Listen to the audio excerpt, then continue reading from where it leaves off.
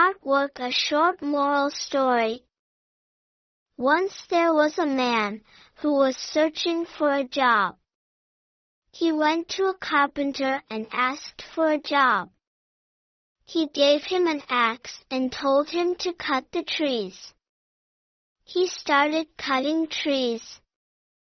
He cut more number of trees for the first day.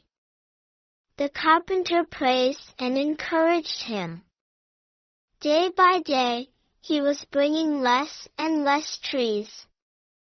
His owner asked the reason, "Why are you bringing less trees?" "I must be losing my power," he said. "No, when was the last time you sharpened your axe?" "Sharpen? I had no time to sharpen my axe. I have been very busy in cutting trees." "That's the reason," said the owner. Sometimes working hard alone is not enough to achieve success. You have to work smartly too.